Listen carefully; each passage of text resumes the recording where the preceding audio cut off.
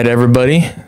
Welcome back to the Ridgeline Hunting podcast. I'm your host, David Crane, and I am with Mike Peterson. What's up, man? Nothing much. What was this, round three?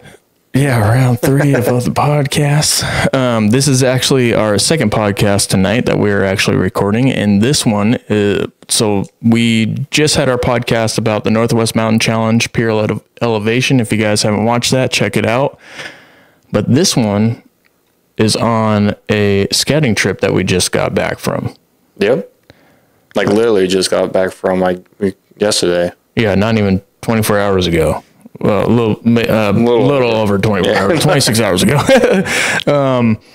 But yeah, it was just a day scouting trip / bear predator. I would say predator hunting trip. Yeah. Because it is bear season and coyotes are always in season. So if a coyote was to pop up, we would take a shot at that as well. But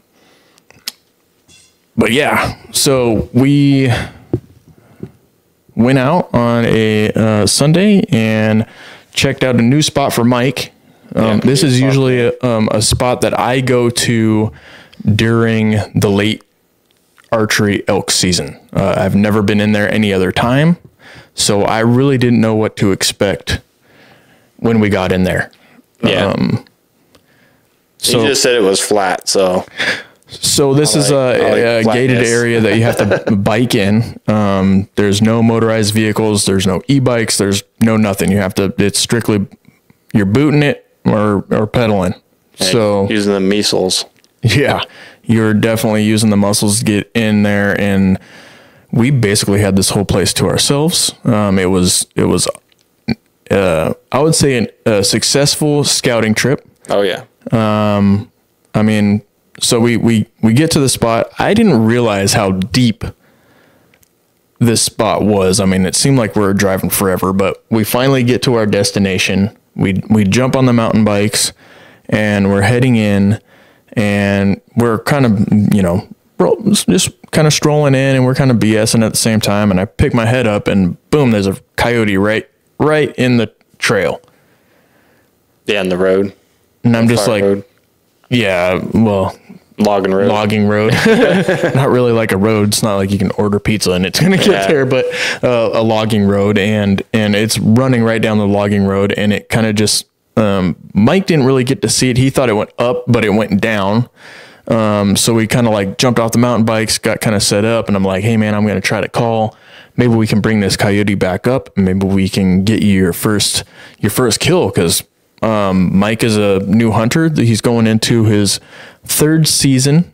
But he hasn't connected with anything yet. So it would have been cool for Mike to, have his first kill, and me being present for that. I think that would be really cool, since, I'm kind of mentoring Mike in the hunting woods and in this adventure. And, I think that would be a really cool experience to be a part of. And so we tried to make it happen. I mean, how long, 5 minutes? Yeah, not even 5 minutes. And we rode for like 30 seconds. Yeah. So like, I was just like, oh, there's a coyote in the road. And we just kind of like got everything ready.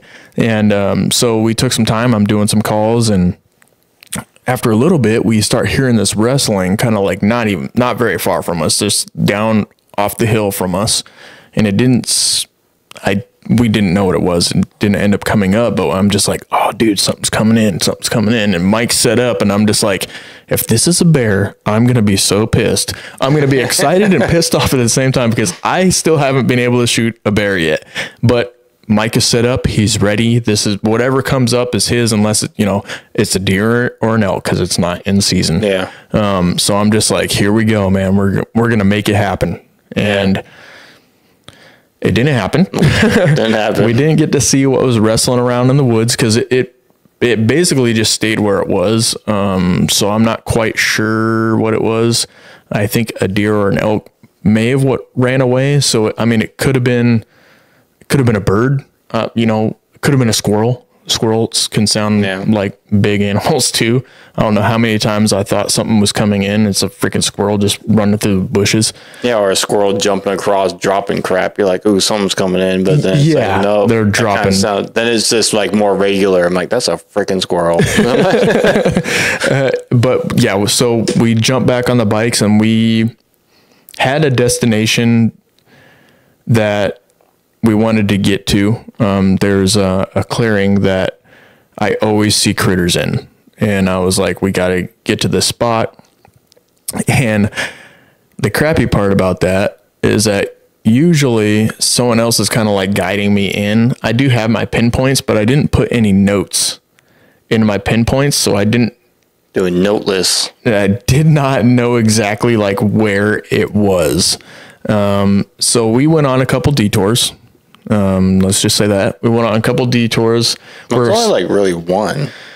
It was one detour, but it felt like 12. Yeah, because we were hiking for a long time. So we're in the general area of this clearing that I like to go to, and I was like, oh man, I think this is the spot that brings us up to the top, because according to this map, it will bring us to the top. It didn't. But we did find a really cool spot. There was bear poop everywhere. Oh yeah, and that was like they had Taco Bell, man. It was everywhere. So not only was it on the road going in, but every single little offshoot, there was just bear poop. Seriously, everywhere. Yeah. So we finally get to our spot, and we're sitting there, and I didn't really want to start calling quite yet. Only because we wanted to, get in our spot, kind of settle down, settle in, and just figure out what's going on, right? We want to listen to the woods, and we want to figure out what's going on. And how long was it before the woods erupted? I think, we sat down in our spot, and then we got our rifle situated. Yep. And we were probably sitting there, I don't know, like 5 minutes. Really? Yeah. So, because we were just like looking around. We weren't there long. Yeah, we're looking around, glassing a little bit, ranging things. Yep. We're kind of bouncing ranges off to each other. We're ranging stuff super far away. Like as far as you can make a shot, we're ranging those just so we knew those were out of range. Yeah. My effective range is right around 550 right now. We're kind of guesstimating Mike's, maybe around 250. Yeah. I known 200 because that's all the furthest I've shot. 250 would be only like 1 MO or maybe a half MOA. No, half MOA is your 200. It'd be like 2 MOA. Yeah. So, but I've only confirmed 200. Oh, 250 would be 1 MOA. Yeah. So confirmed 200 because that's the furthest range that I've been to with my 270. So, which we'll be getting out to range. We're going to get Mike's rifle all set up. So basically Mike is new to rifle hunting. This is his first time going to be rifle hunting for deer. Yeah. Don't have me with my freaking scope mount. We're fixing that. So he basically took his scope and scope mount off of, he has a Valkyrie. I have a 224 Valkyrie build that it's perfect for, but I kind of robbed my Valkyrie build because I can't hunt with it to put it on my 270. So that's why my scope's so mounted so high on it. It's mounted high, but it's hitting where it needs to hit. He's punching the center hole out at 100 yards, and at 200 yards, he's within like a bottom of a teacup. I mean, yeah. So it's the rifle shoots well. It's dialed at. We know where it's hitting at 200 yards. I think 250 wouldn't be a problem at all. Which the hill that we're on, the furthest out was 610 yards, which isn't. That was like on the other side. It was on the whole other side, but everything within like actual like good vision Because if something was on that 610-yard hill, we'd see it for a split second. It'd be gone in the bushes. Yeah. Unless it was like feeding in one of the teeny little open areas. Or just happened to just stop to take a poop and it was just sitting there. Yeah. Something made it stop or something. We'd be able to send one. But everything else was within 300 yards. Yeah. Not hard shots at all. But like kind of like, so we were up on this hill and it kind of like dives down and then goes up this other hill. And that's probably like, was it 140 or something like that? Yeah. I think like the furthest I range was like 164 or something like that. And that was still kind of like on that first hill. On the first little bump hill. And then we had another one on the other side that was like 2 something. Yeah, I don't remember the ranges, but it was like. Yeah, they were less than 300. Yeah. I didn't see any 300s in like visual. In our little vicinity. Yeah. No, there wasn't anything. Because I even ranged that other little hill next to that other one. That little teeny knob. Yeah. That wasn't even 300. I was over here ranging stumps that I could see because bears go after stumps. So yep. And I was doing the same thing. It was just like, oh, something could be trying to stump that thing, or, looking for like berry bushes or something like that. Because we do have like a lot of blackberries in this area, and there's no huckleberries in this area. I didn't see any blueberry stuff, but it's mainly just blackberries, and those are all in. So, and we know the bears are eating them because we saw all their poop, and that's all they're eating is blackberries. Yeah. But bunch of blackberries. To end that kind of thing kind of short, there were no bears anywhere. Yeah. There were no bears.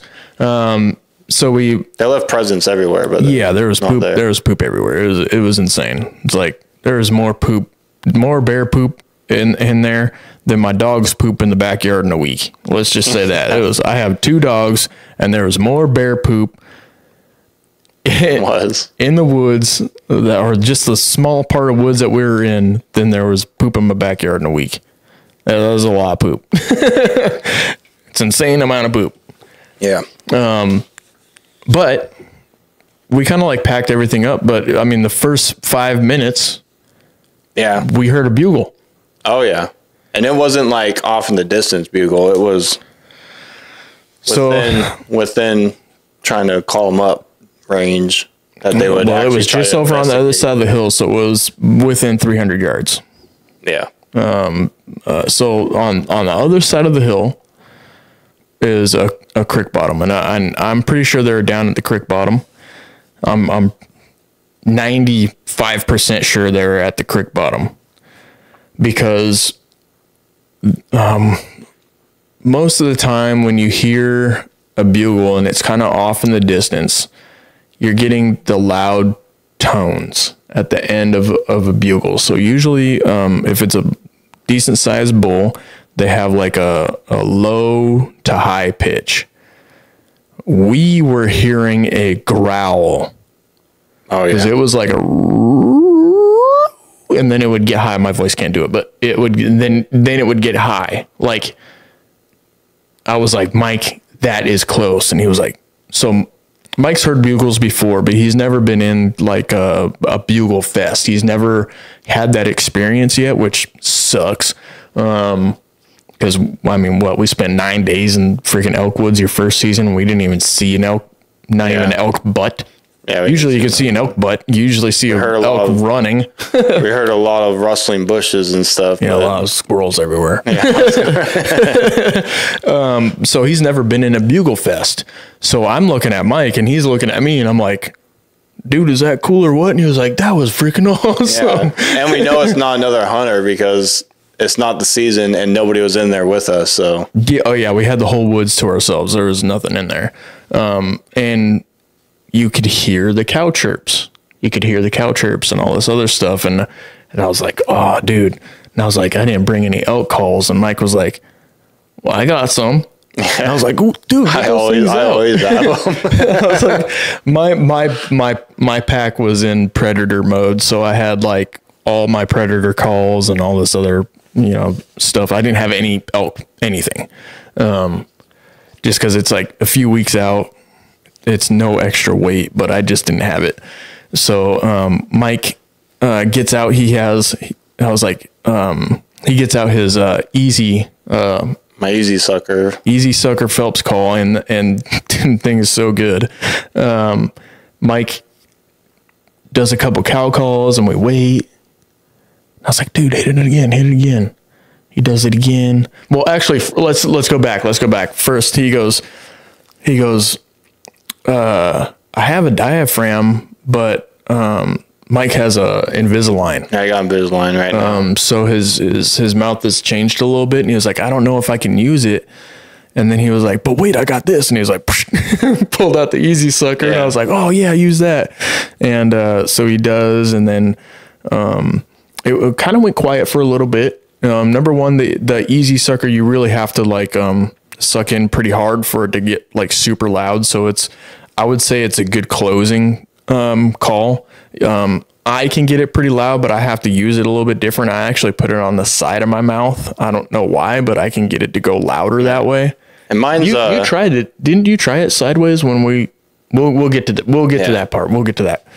And I use the easy sucker so much, I actually like ripped the top part from like my teeth over and over again, because it's like a hard point and then the squishy point that squishes, so it's ripped there. So it still worked. Still works. But Mike's already like, I think I need to get another one, which is awesome. I believe Phelps game calls, they just make the best stuff. It's easy for that fast. Like if you're just sitting there and you see something and you're not settled yet, so you don't really have like your reeds out. I don't know what they call. Are they actually called reeds? Yeah. Okay. Or diaphragms. You can just pop that out and put it in and just start at it. You don't have to like situate it in your mouth or anything, because that does, for me at least, it takes like a couple seconds to situate it in my mouth. Yeah, I mean, especially for a new elk caller, like you do. Mine's usually always in my mouth, and if it's not, like if I'm talking or something, it's on the side of my cheek. So then I just like pop it back into my mouth. You can tell if I'm doing that, because I kind of have like a little lisp when I have my mouth reed tucked into my cheek, but that's just how I roll. But the easy sucker's super nice to have. It's an awesome call. I noticed when I was practicing the diaphragms. See, like I'm a chewer, so I started chewing on it. So that's why I take it out when I'm not using it. I start chewing on it. Does it start to fray and stuff on like wherever you're chewing? Yeah, it's like I was too afraid of messing it up, or I won't get a good enough seal in my mouth. So I'm like, I always take it out. So I just start chewing on it. Nothing wrong with that. I'm pretty sure there's plenty of people that do that. But Mike actually got the bull to bugle. So he's never actually had a chance to do that. So he's never actually had to practice with another bull to get a response. And we didn't have any bugles out there. We were just using cow calls. And this bull was fired up. And then all of a sudden, boom, there's another bull starting to spark off. Yeah. And we're just like, holy smokes. The area that we call this now is the gold mine. Yeah. Just because they're all over the place. There was elk everywhere. So we end up playing around with these elk for a little bit. We kind of settle back down. We have lunch. Mm-hmm.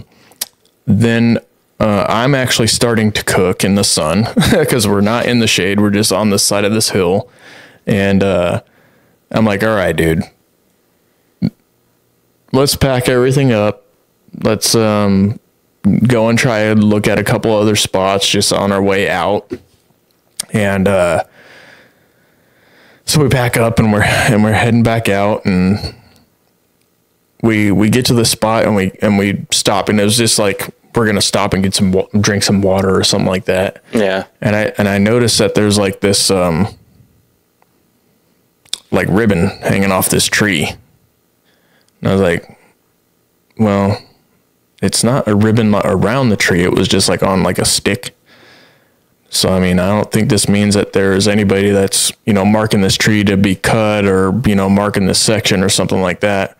So I was like, dude, let's go in here. It's like a nice game trail right through here. Let's freaking go in here. So we go in, and it's, I don't know, 20 or 30 feet. I don't know. It's not very far off of like the road that we're kind of on. Yeah, it kind of like went up and then. Yeah, just kind of up and over a little hill, and then goes down. Boom. There's like this little meadow with a wallow in the middle of it. And I'm just like, holy crap. Yeah. Like, we just found the Mecca spot. And I'm like looking around, like, we could put a tree stand over here. We could put a camera over there. Like, this is the spot. A little too late for that in the season to kind of set something up like that. And to be honest with you, I would not want to bike a tree stand in that far.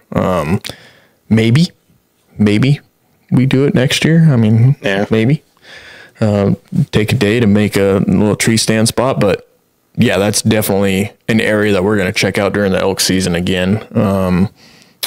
We are going to be hunting this area for the elk season, early archery.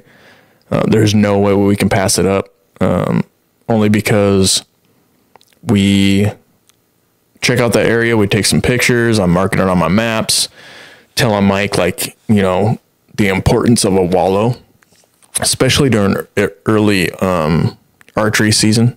It's a good spot for them to cool off. This one wasn't completely dry, but it also didn't have like that little puddle in there to where they'll go in and really get cool. But there was a lot of new tracks in there. It looks like they're eating in there, they're feeding in there. The area going in and out, there's a huge game trail, and it's all just smashed up. Looks super fresh. There's elk poop everywhere. Absolutely everywhere is poop. And so I was like, all right, cool. We got all this marked up, let's head up. And the area that I took us up that we shouldn't have gone up, I was like, well, let's get to this spot and let's take a little water break. Yeah, water break. So we get up to this area, and we're drinking water, it was just BSing, and Mike's like, I gotta take a piss. Yeah. So he walks over and does his thing, and he's like, dude, I think I heard a bugle over here. And all of a sudden it was just like, bro. It was actually during. I heard it while I was being. Yeah, but I didn't hear it. I didn't hear anything. Yeah, because I looked back and I like pointed, and he was just like looking at. Yeah, I was like, what? I didn't hear anything, and then all of a sudden it was like. Then I took out my easy sucker, and I think that's when I turned the camera on. And no, you were putting your pack back on. Yeah, I sent it to you today because I was editing film on my lunch break, and I was like, I sent it to Mike, and he's like bending down, putting on his backpack, and all of a sudden the freaking monster just goes off, and it's like there was no high pitch anything. It was just raw. Yeah, I think he was a little bit mad because he heard me peeing. Well, so I'm looking at Mike, and I'm filming. I'm just like, holy crap, dude. So we like try to get down. The main thing was I was just trying to get some footage of him. Number one, we see how big this elk was. Yeah. Number one, see what herd he's working with. Now here in Washington State, for most of the state, now it's for the west side is 3-point or better. Last year for archery, it was 3-point or better with a cow. That is no longer the case. There are basically no cow tags. I think there's like 2 or 3 units on the west side where you can take a cow. To be honest with you, you don't even see elk in those areas, but they're there. So I wanted a broader picture of like what we're working with here. And this was like a whole nother new bull other than the other 2 that we had. It was basically like 3 different drainages over. So this one was 3 different drainages over where this new bull was. And we think it's a new bull because the other bull had another bull with it. We think it was either like a satellite bull or, you know. Yeah, and they kind of seemed like they went up and off. Yeah, back the other way. Yeah. Like completely opposite way of where this bull was going, where this bull was. And the other second thing where I think it's a different bull is that it sound completely different than the other one. So the other one had like a growl, then like a high, like really nice high tone. This one like just growled at you. Yeah, it sounded so throaty. Beefy. Yeah, it was like I've never really heard a bull like that before.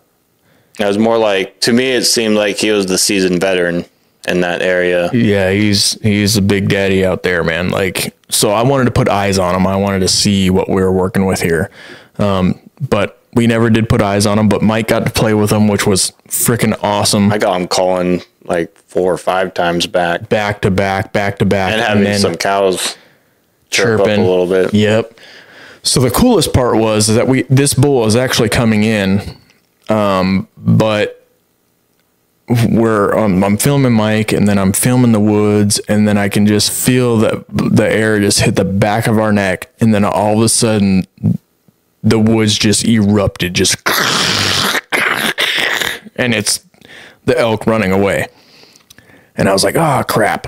And I was like, oh, let's just go this way and start calling again. And Mike starts calling again and gets them going again, but you can tell that they had ran off, you know, and just like, you know, I'm just like, Mike, that was so freaking cool, dude. Like, you don't understand, like that is what hunting is. That is what early archery hunting is, man, is just that right there.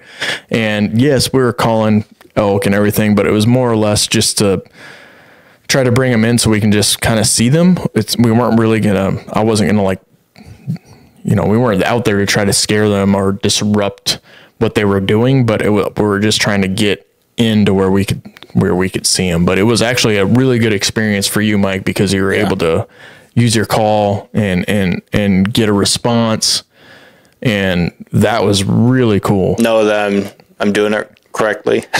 Yeah, the easy sucker, man. Like, if you're a new hunter and don't really know how to use a diaphragm, or you're still just learning how to use one, get the easy sucker. It's awesome. You're not going to be able to do bugles or anything like that, but if you do get the brand new bugle tube that's out there, they have the easy bugler that you can actually attach to that bugle tube, and you can use it that way, and it's without putting a diaphragm in your mouth. So Phelps has gone to like helping out the new hunter or someone that can't use a diaphragm, because there's people out there where they're choking on the diaphragms, as in like just putting that in their mouth. Yeah, like they can't use it. Like, or if they like, I've heard like if you get a diaphragm, you have to cut it so much because your mouth is all. You might have like a smaller like little roof of your mouth. You know, it might be like narrower, so it doesn't fit. So you can clip them down a little bit. Well, that eliminates all that stuff. You can go with the easy sucker. You're going to get awesome cow calls. They also have just an easy estrus call. That's another call that I have. I have the easy sucker, the easy estrus call. I have the brand new bugle tube. I don't use the easy bugler. I can use a diaphragm. But these are all really awesome calls for beginner elk callers. Yeah. Like me.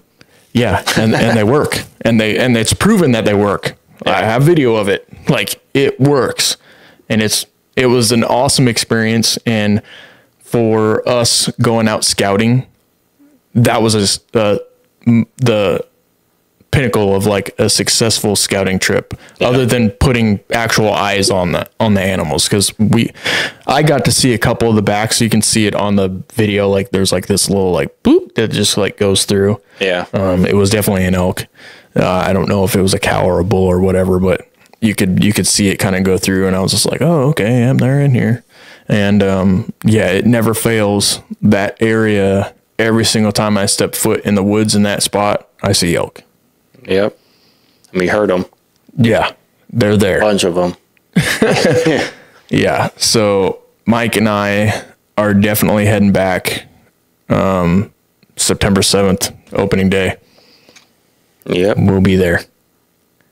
Hopefully we can get it done early and be packing meat. Yeah, packing meat back out. Hopefully, yeah. But thank you, everybody. That is it. That was our scouting trip / little bear or predator hunting extravaganza. It didn't work out for those reasons, but for scouting for deer and elk, that was awesome. That was an awesome experience. Just like what you say, deer and elk season, it's like it can turn into bear season really quick. Yep. If you have a tag, it can turn into whatever is legal and you have a tag for, it can turn into that hunt real quick. Mike has a multi-deer season tag, so he can hunt the archery season, muzzleloader season, and rifle season. So our elk hunt can turn into a deer hunt real quick. So, yep. But yeah, thank you everybody for listening. We do have a lot of companies that we're working with right now. You can find all that down in the description. But yeah, man, we're gonna call it a night. That is it. Yep. All right, everybody, have a good one.